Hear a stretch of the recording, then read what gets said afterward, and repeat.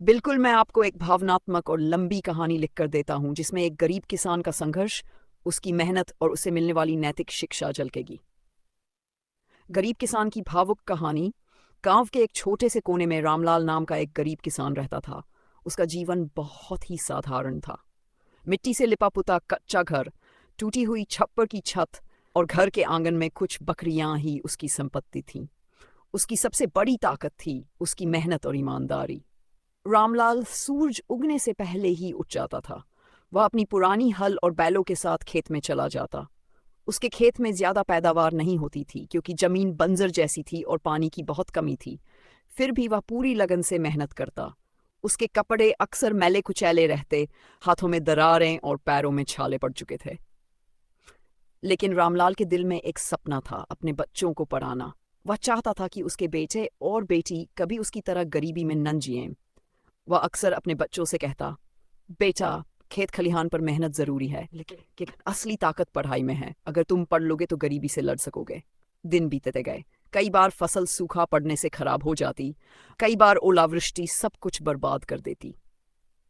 उन दिनों रामलाल और उसका परिवार भूखे पेट भी सो जाता, लेकिन उसने कभी ईमानदारी और मेहनत का दामन नहीं छोड़ा। गांव वाले अक्सर मजाक उड़ाते, क्या मिलेगा इतनी मेहनत से, ये जमीन तो कुछ देने लायक ही नहीं। लेकिन रामलाल मुस्कुराकर जवाब देता, मेहनत करने वालों को भगवान खाली हाथ नहीं छोड़ता। समय बीता। उसकी बेटी गांव के स्कूल में पढ़कर आगे शहर गई और अध्यापिका बन गई। बेटा भी मेहनत से पढ़ाई करके सरकारी नौकरी में लग गया। जिस पिता के पास कभी बच्चों के लिए अच्छे कपड़े तक खरीदने के पैसे नहीं थे, उसी पिता के बेटे बेटी आज उसका गौरव बन गए।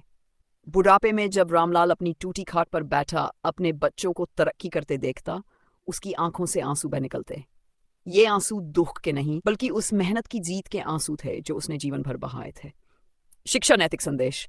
इस कहानी से हमें यह सीखने को मिलता है कि गरीबी कभी भी इंसान की किस्मत तय नहीं करती, बल्कि उसकी मेहनत और लगन तय करती है। हालात चाहे जैसे भी हों, अगर इंसान सपनों पर विश्वास रखे और ईमानदारी से परिश्रम करे तो अपनी तकदीर बदल सकता है। सच्ची पूंजी धन नहीं बल्कि शिक्षा और संस्कार होते हैं। यह कहानी एक गरीब